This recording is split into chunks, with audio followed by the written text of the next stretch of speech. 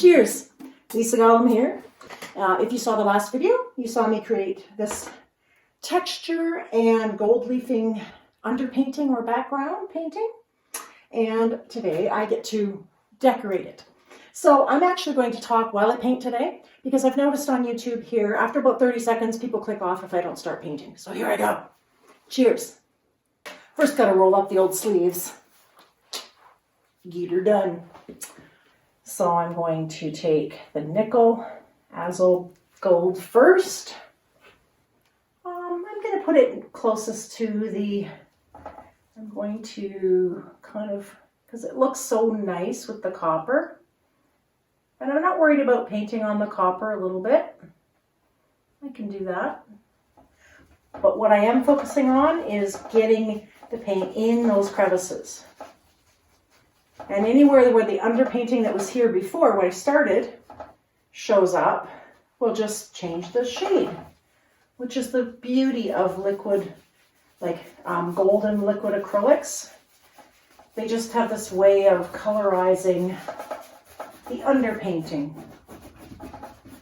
That's really glorious.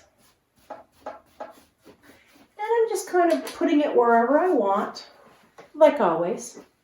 And then, while that's settling in, I'm going to take a wet wipe and I'm going to sort of just brush across the tops of some of that texture, even before I go further into the painting.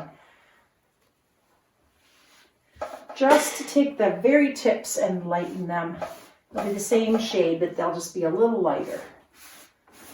And I like the distressed look. It creates a lot of interesting highlights of the texture that you otherwise might not see. That's really fun. Wipe some off there. And now what's on here will kind of color as well, which is neat. Under texture just makes everything so cool when you apply color. And keep this handy. Probably reuse it once or twice. All right. Now I'm going to add a little bit of that fancy black to that same color, and then I'm going to add it to here. Now you notice I'm trying to avoid covering the copper, but like I say, if you cover the copper a little bit, it's not such a big deal. You can also wipe it back off if you get it on there. Needs a little more water in that paint. It's kind of, that's better. The more liquidy your paint mix, the nicer that the paint goes into those grooves. So this is looking almost a little bit greeny. So I'm just kind of marrying those, where those two colors meet. That's a nice thing about a blending brush. You just kind of go in circular motions if you want to, and you can just kind of blend two colors together so nicely. So before this dries anymore, I'm going to do the same thing with this, with the wet wipe. Just taking off the peaks and leaving the valleys with the paint color. So it just sort of gives a little highlight to the high peaks of the texture. It's glory. And the more you rub with this, just so you know, like this, you can take even more paint off, or you can rub less and it just takes a little bit off. You do have to keep moving to a clean spot on here, otherwise you just end up painting with the color instead of taking color off. So this is called, I would call this distressing. I'm distressing this painting. I'm making it all nervous. It's distressed. Oh no. Aren't we all these days? So now I'm going to use the same, just the pure fancy black. And I'm going to needs a little water. Need a mix of paint. There we go. Just so it goes on a little better. A little more water. You can use lots of water or you can use the spray bottle. Either way works. Just wetter paint gets in the grooves a little bit better.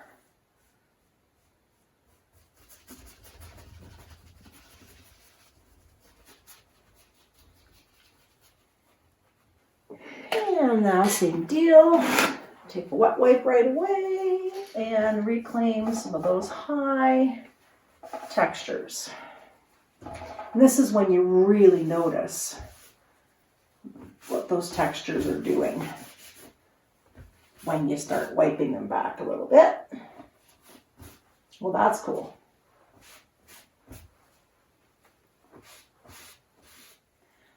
And I don't know why they call that fancy black, but it's kind of not really black. It's kind of almost bronze.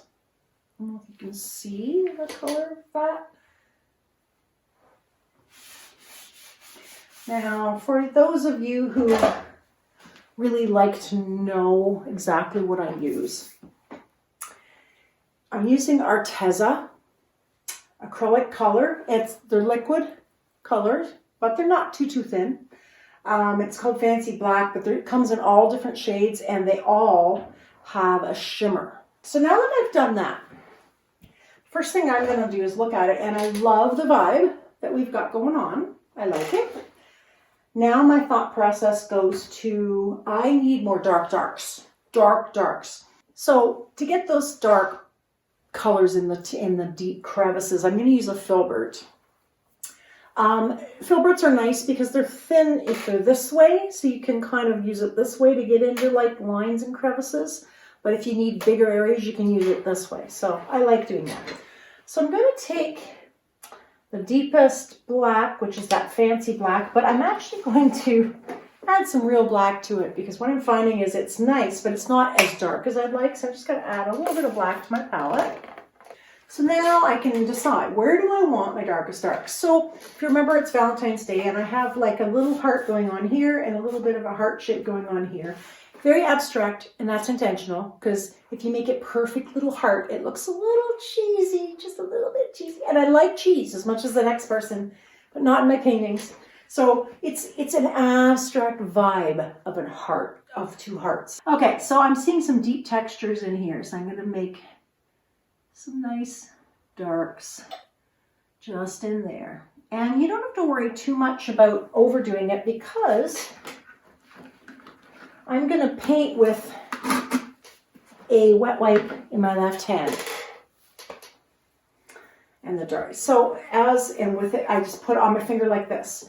So I paint where it's dark and then I wipe so that I get some subtlety and it just looks like it's in those grooves.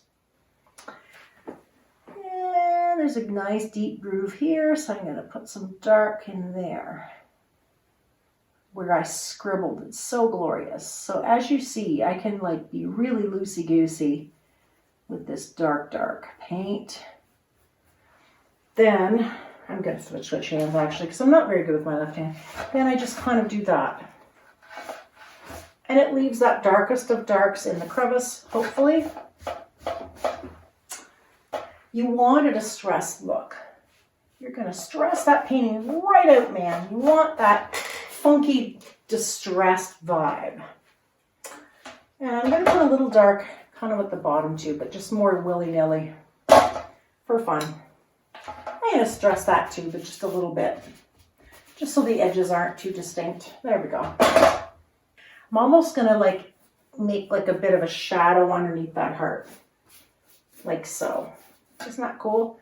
It starts to create that vibe of a heart. But I'm still going to subtle it up a little bit. There we go. Cool. Grounds that heart a little bit in the bottom. And continuing to put some darks. Now, I probably should have started with darker darks in the very first stage when I did the background, and I wouldn't have had to maybe do this as much. Live and learn. I haven't used this paint before. I didn't realize it wasn't as dark as I was hoping that it was. So now I'm compensating by adding more dark in stage 2. That's okay. So I'm just in with my eye, I'm looking for the places where the deepest crevices are. If you're wondering how I'm knowing where to put the darkest darks, I'm just looking for what happened randomly and made these deep crevices in my texture, and I'm augmenting them a little bit, and it's all good. Also want a lot of contrast here because I think this is like my focal area.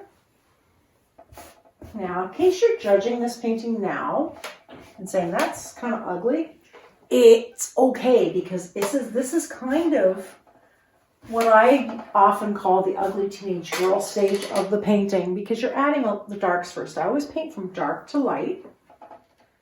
And so, because I do that, there we go. Because I do that, there. It's gonna look dark and dingy before it starts to look bright and cheery. But trust me, my preciouses. My last name is Golem, so I can say my precious with authority. So trust me, my preciouses. It's going to brighten up. Don't worry about it. Right now, it looks dark and dingy. That's a temporary condition.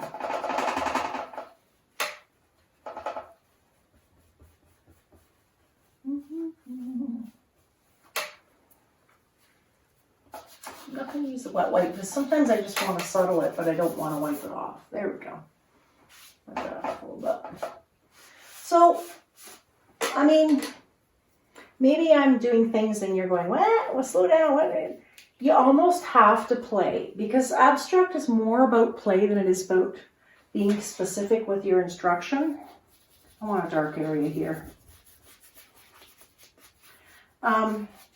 So if you're looking at abstract like you want distinct instructions to make it like perfect, you kind of can't think like that. You kind of have to think in a different way.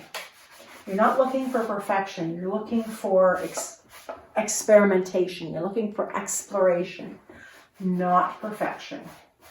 Because orange it's very orangey right now, and that was with Nickel Azo Gold, and I love that shade, but I want to red it up a little bit. So that looks pretty good. It's red, but it's not red, not fire engine red. So now I'm going to start. I'm using a flat brush, and I'm going to kind of hold it so that it's kind of parallel to the painting. So I'm just going to kind of drag it around a little bit.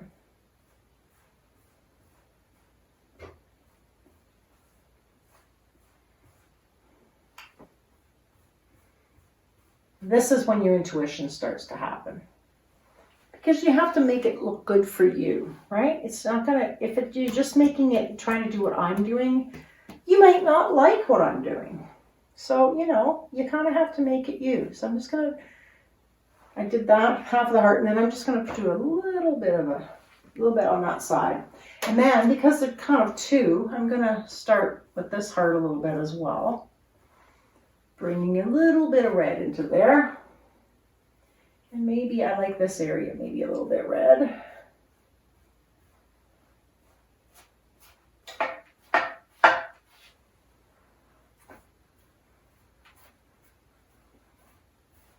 So I'm going to take my blending brush again, a nice Quo blending makeup brush that I got from Shoppers, and I'm going to put a little red up some of the background areas.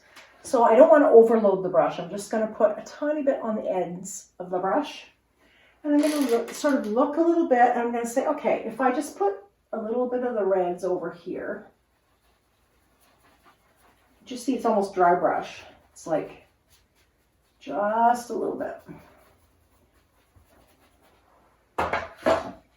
All of a sudden you can start to see, okay, now it's like looking a bit more cohesive. It's not just orange in one place and red in another. And I'm actually going to put a little bit of red in this dark area as well, just to bring balance, to bring nice balance to your work. All of a sudden, it looks a bit more cohesive, I hope. And it's time for another sip of wine. Cheers, everyone. Happy Valentine's Day in 2 weeks. Okay, so now I want to lighten and brighten some areas. And I want to add in a little bit of teal. Now you're wondering, teal, what the heck? Why would you add teal right now? Like what? The reason I'm adding a teal is because orangey red and teal are actually complementary colors, which makes them really pop when they're next to each other. But there is a big but. And I'm not talking about mine. The big but is if you mix orangey red and teal together, they create ugly mud. So I don't want to do that when the red's wet. So for me, that means I have to go hands off. And that's hard for me because I want to keep fussing, and then all of a sudden I've wrecked painting because I'm not patient. Not quite dry. Keep gun in the house.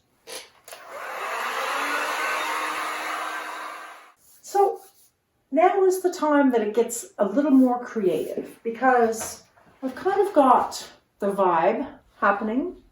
So the first step is I'm going to introduce some teal. And I'm looking at it first and thinking, where might teal really pop? So because I know teal and burnt red or orangey red are complements, I'd like a couple places where they butt next to each other a little bit. So I'm thinking maybe some of this area would look pretty in teal, but to balance that, I need to do at least 2 more places in the painting. So I might put a little teal coming around here and a little teal sort of up in here to balance.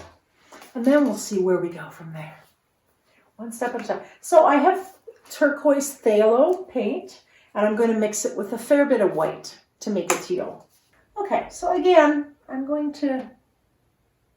you could do this with a palette knife too. I'm very lightly brushing, just brushing the surface, because again, I want the deepest parts of that texture to stay. And I want kind of a loose brush stroke marks. I don't want the brush strokes to be extreme.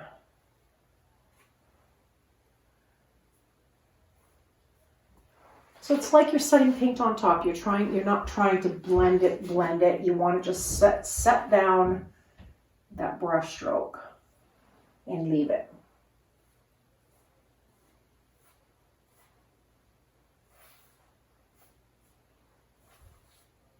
And I'm going to put a little bit of the teal up in here. Just surrounding this heart just a little bit, almost going with that heart shape.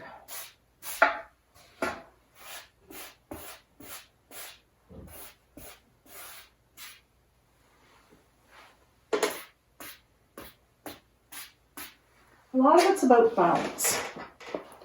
So putting enough teal that it's an element of the painting, not just an accident, but not so much that it drives the eye nuts because it doesn't belong. So now I'm wanting some lighter teals, some lighter oranges, and some lighter reds to make it pop a little more. So right now I don't want to, because that teal's very wet, I'm going to start with the orange. So what I want to do is take that Nickel Azo Gold that we loved so much in the beginning, and I'm going to mix a lighter version of it by mixing it with some white. I'm going to add some in here. And again, I'm using a gentle touch because I just want to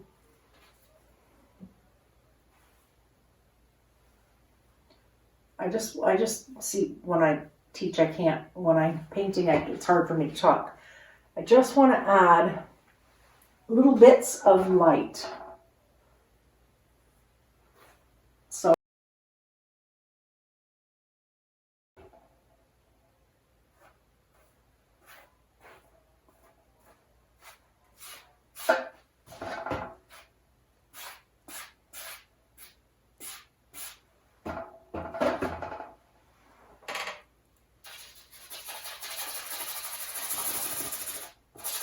do a little scrumbling in this over here.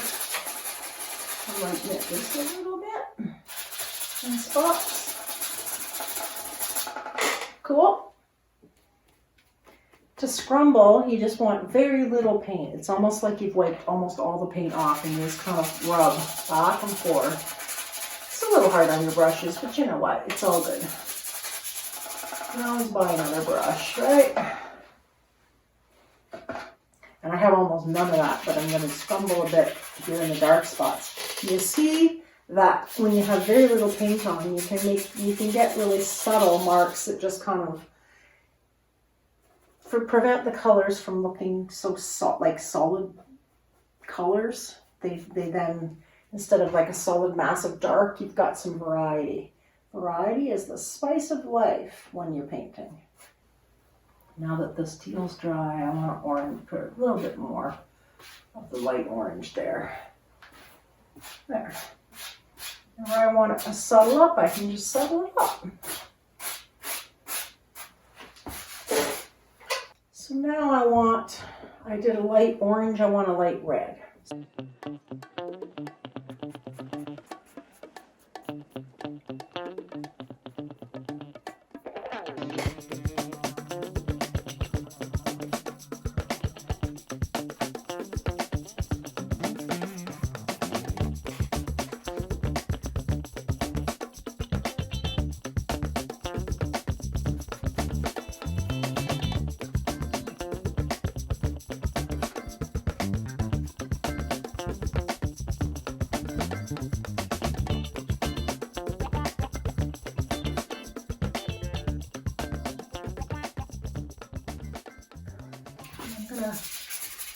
Scuffle a little up here. Again, that's for balance, so it's not, this color isn't only on the hearts, but a little bit elsewhere as well.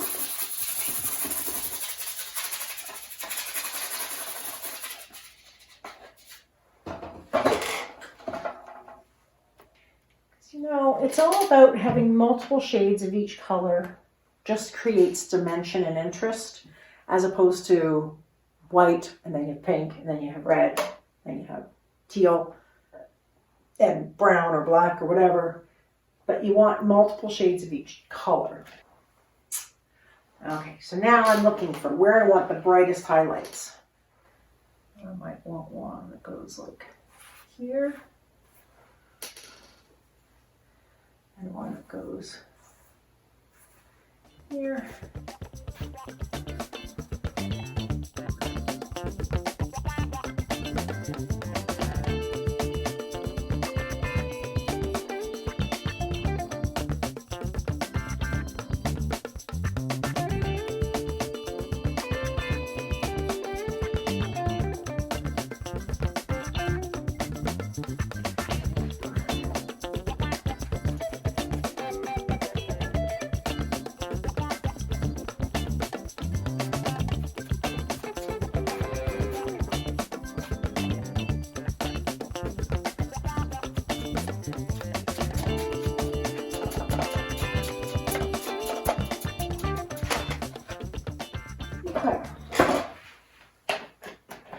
Okay, so I didn't tell you about this in the beginning, but I have some more Arteza colors, which I think will work really well with this. They're all very shimmery.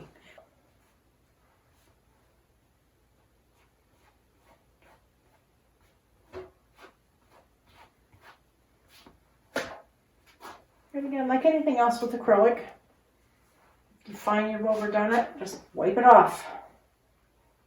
And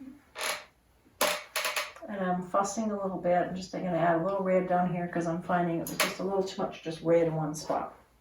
Need a little bit of red on this side. That's better. I like that.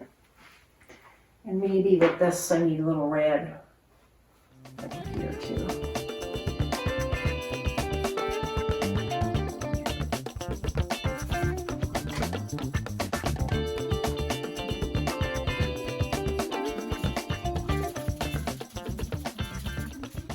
I just need that red to travel a little bit more. Just gonna lost some of the reds up here, so I'm just gonna put a little more. Yeah, that's better. Don't like to lose the red completely. A little bit over here. Just Again, balance and unity I'm going for in this piece.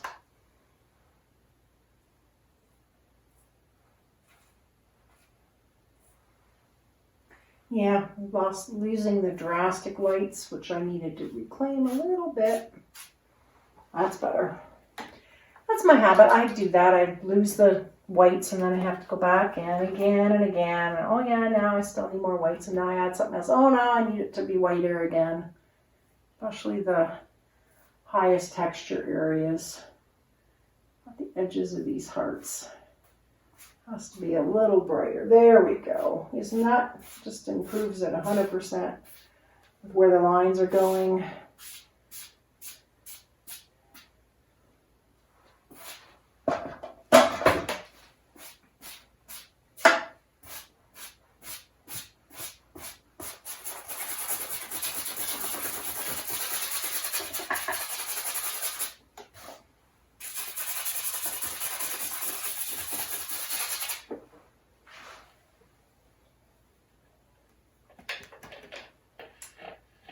Thing I'm feeling like, and that, you know, I'm being fussy. If I'm honest, I feel like we've lost a little of that fancy black, that dark. So without wanting to be too over the top black, I do want to add a little bit more dark back in down here.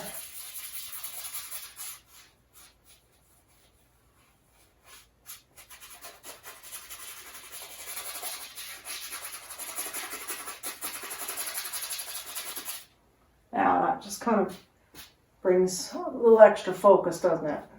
Yeah, it needed the darks.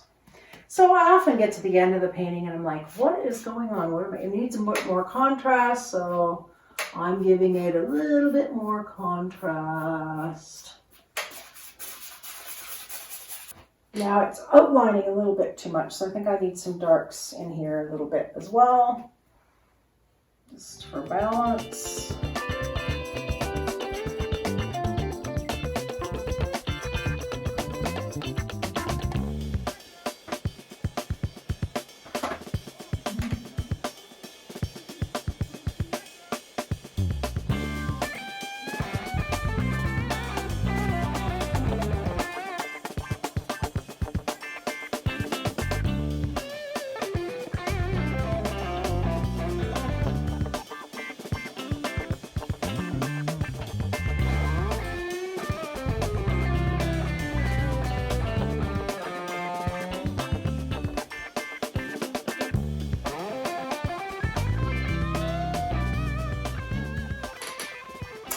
Often do final highlights with my fingers. I don't know why. It's just become a habit that I've developed over time. Okay, yeah, I'm taking you for a close-up. You can really see the textures nicely from this angle. Now, of course, once I glaze this and it's all shiny, it'll have a nicer vibe. But you got the shiny copper leaf still kind of coming through. And then when you back up, I almost see a butterfly, which is really interesting because I've been painting a lot of butterflies lately. So that's cool. Anyway, could be hearts, could be a butterfly. See the butterfly?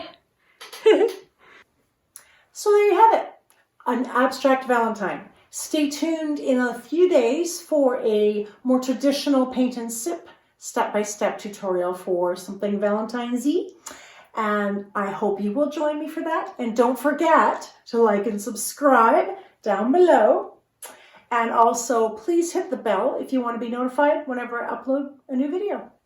So that's great to have you again. Peace and love to everyone. Mwah! Bye-bye.